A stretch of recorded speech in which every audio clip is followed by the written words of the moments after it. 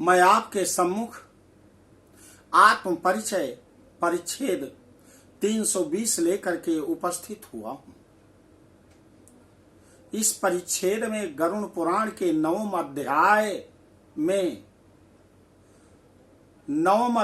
श्लोक संख्या 33 से लेकर के वर्णन किया जाएगा, जिसमें मरणासन्न व्यक्ति के सम्मुख वेद उपनिषद का पाठ करने से कितना लाभ होता है, इसके महत्व को बताया गया है।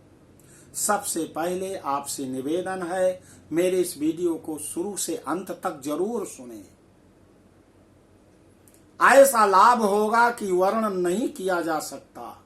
सबसे पहले शंख ध्वनि।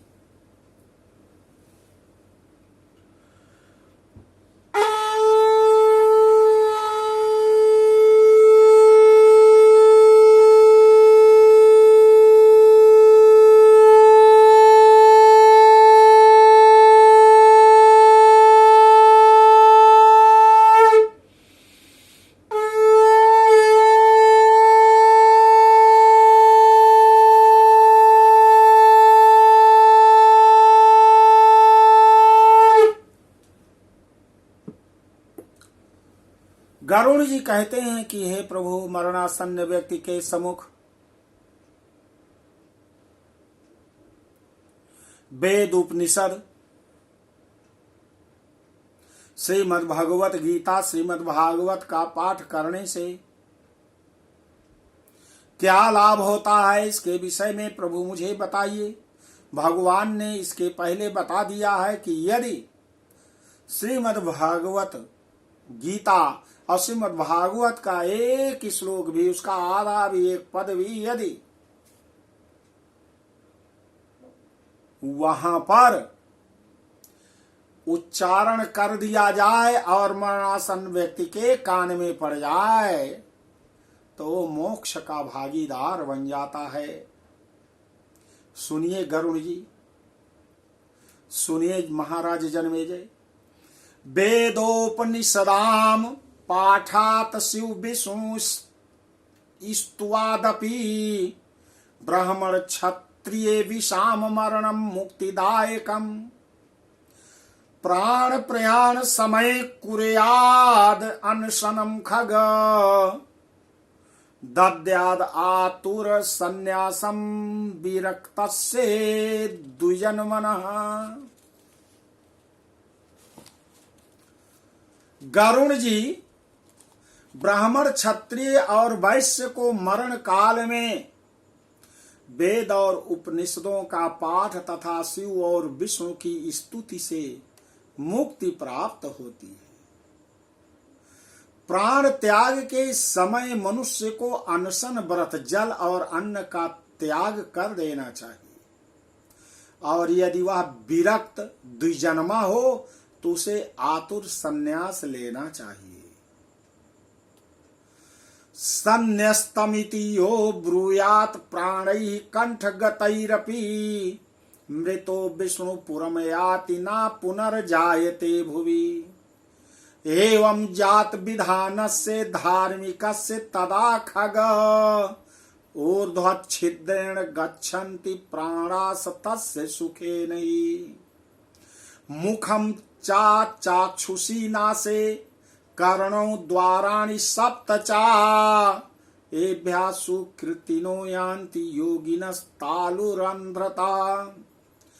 मुखम चाक्षुषी नासे कर्णौ द्वाराणि सप्त चा एभ्यः सुकृतिनो यान्ति योगिनस्तालुरन्ध्रता।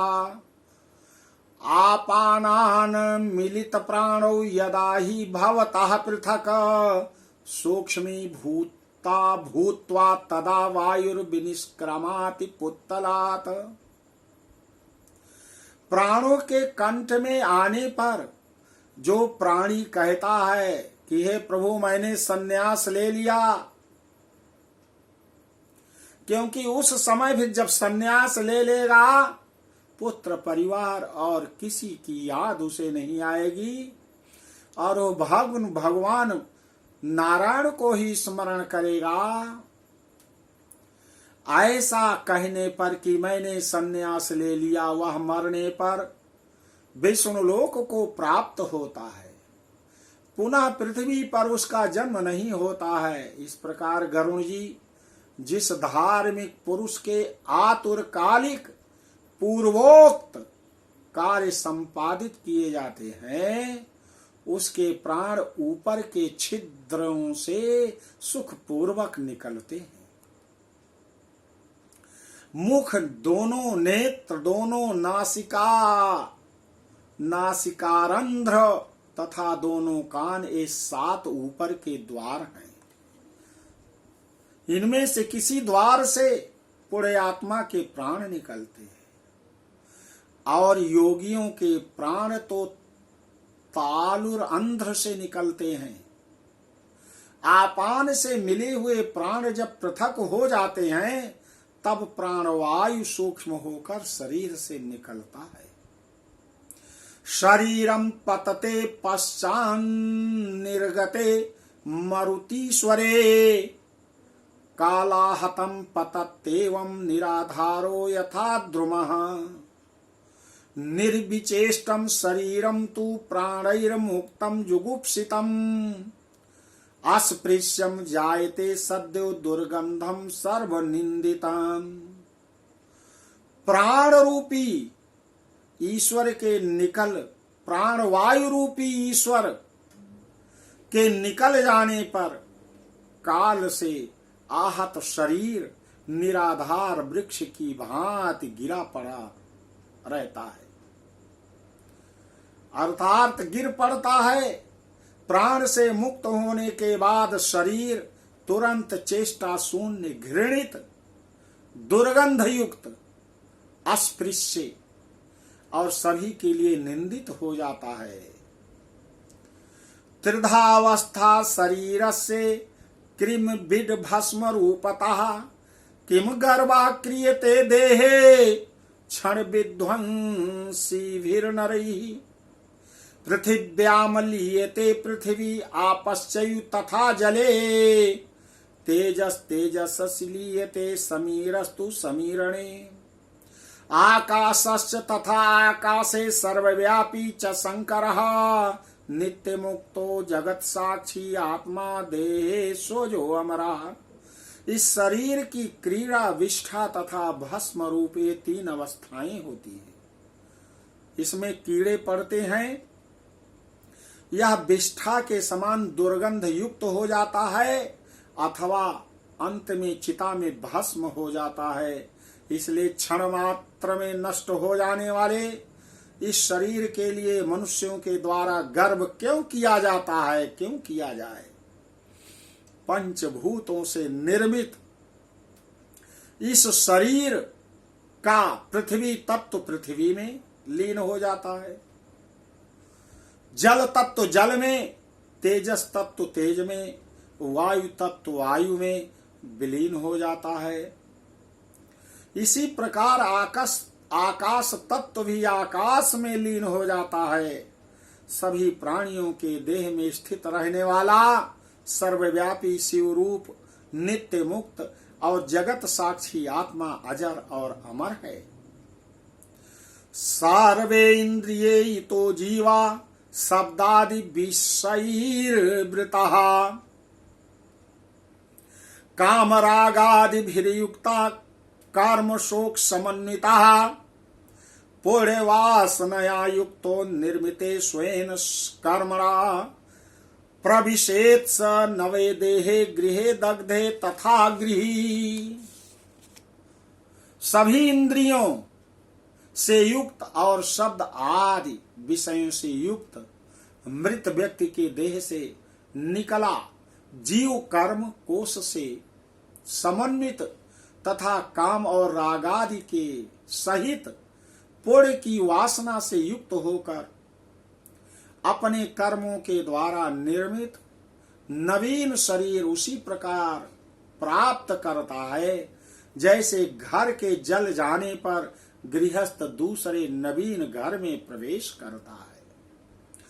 तदा विमानम आदाय किंकिणी जलमालियत, आयान्ति देवदूताश्चा लसत चा अमर शोभिता धर्म तत्वविदः प्राज्ञा सदा धार्मिक बल्लभा तदैनं कृतकृत्यं स्वर विमानेन नयन्ति ते सुदिव्य देहो बिरजाम्बरशक्र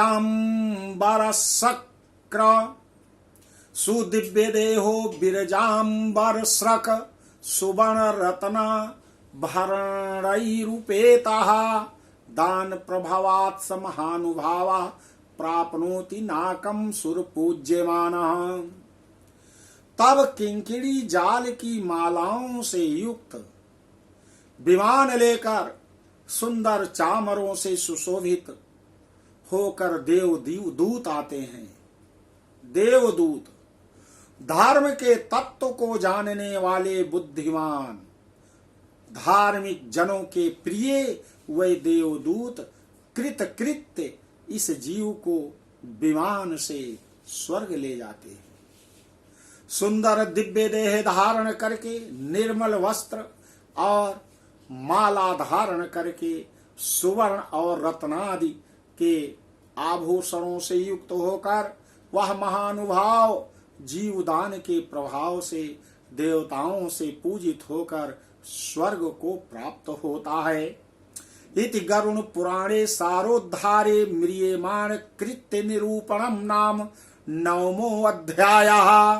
इस प्रकार गरुण पुराण के अंतर्गत सारोद्धार में म्रियमाण कृत्य निरूपण नामक 9वां अध्याय पूर्ण हुआ।